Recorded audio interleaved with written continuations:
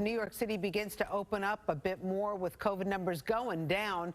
The focus is turning to reviving the city's struggling economy, especially for small businesses. So earlier this week, Mayor de Blasio appointed a COVID recovery czar. It'll be a key part of this year's mayoral race, of course. That is why mayoral hopeful Andrew Yang is spending this week talking to business owners, and he's joining us this morning. Tell us what you're hearing out there. Good morning, Andrew. Morning, Rosanna. Morning, Lori. Good morning, New York City. It's a great day out there. Listen, your numbers are soaring. That must make you feel pretty good. Well, I am the math guy, so it definitely feels good. But really, it's all about what's happening with the small business owners who are trying to get their restaurants, bars, gyms back on their feet. We have to do much more to help them. So you've been touring the 5 boroughs, talking to lots of folks and these small business owners. What are they telling you? Well, what they're telling me is that they only hear from the city when the city's checking up on them to make sure they're complying with various regulations. And I think that's the wrong approach. We need to try and clear out some of the red tape and then do things like, for example, help restaurants buy heat lamps or air filtration systems in bulk, because right now they need all the help they can get. I want to forgive sales tax for restaurants and bars and small businesses right now, because at this point, every single dollar helps. You're absolutely right. As a restaurant owner that's restaurant is closed right now, that would help a lot. You know, the city keeps talking about recovery. They appointed a recovery czar. Do we have any idea what Lorraine Grillo is going to do?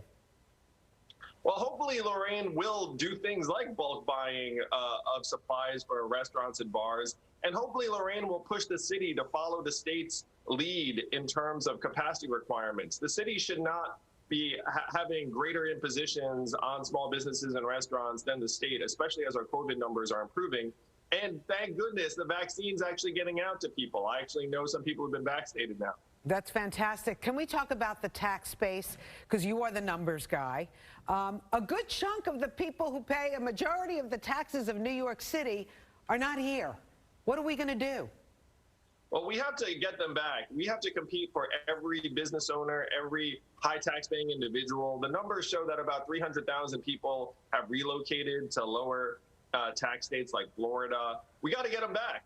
And in order to get them back, we need to get our bars and restaurants and cultural attractions reopened. We need to get our schools reopened. It's all part of both keeping people here, investing in the city, and also drawing back some of those 300,000 people, because some of them were very, very high earners and even business owners.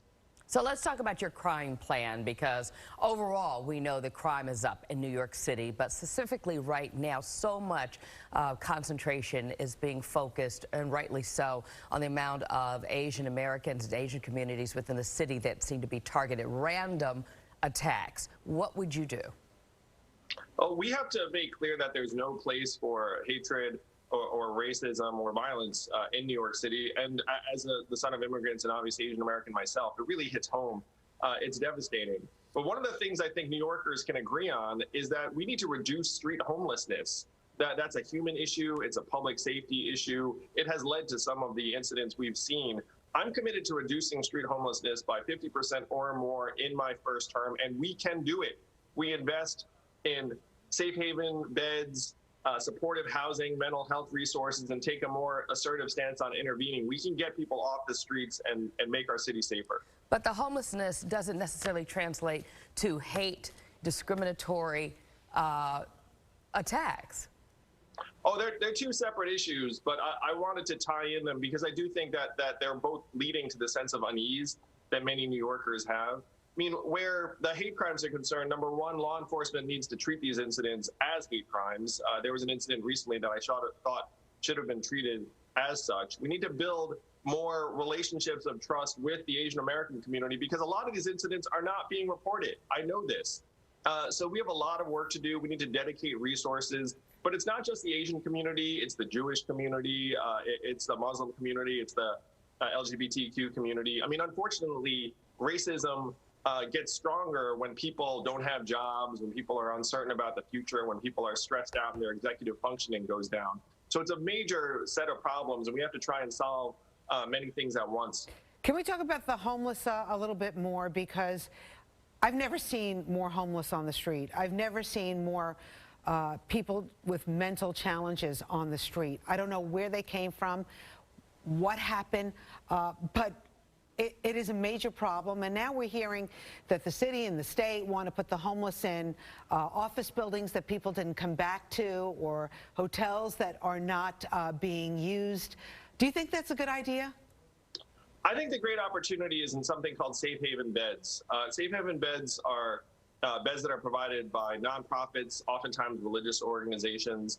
And one of the things that many people may not realize is that a lot of the folks on the streets have had bad experiences in our shelters. And so when you say, hey, let's bring you to a shelter, they don't want to go. So we have to find an environment that they're more open to.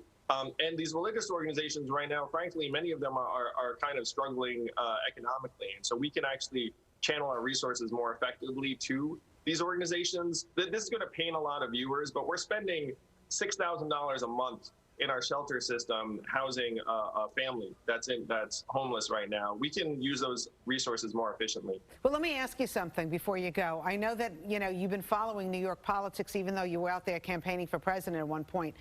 You know about Thrive in New York City, right? $1 billion unaccounted for. Yes. And now the mayor's wife is now starting another initiative with getting social workers to work with some of the police departments. It's an experimental program.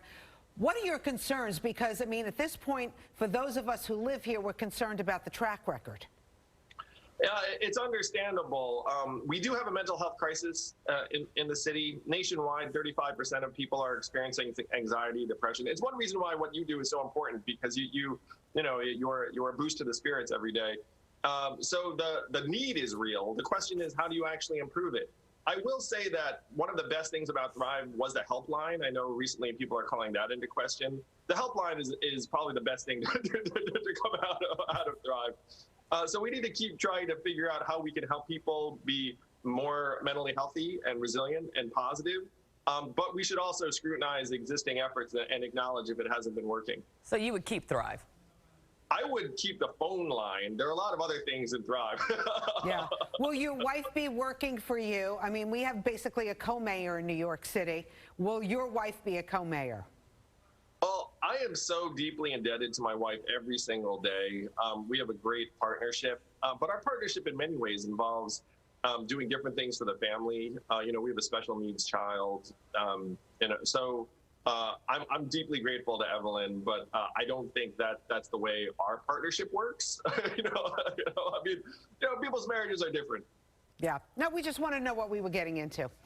Thank you so much, Andrew Yang. You don't want to go down that road again? Is that what you're saying? No, I'm just saying, I think we need to know the whole picture. You know what I mean, Andrew? I get it. And you're very, very savvy. I mean, you've seen it all. True. Yeah. All right, Andrew, good to hear from you this morning. Great seeing you, too. All right. Good day, New York. Good day, New York. All right.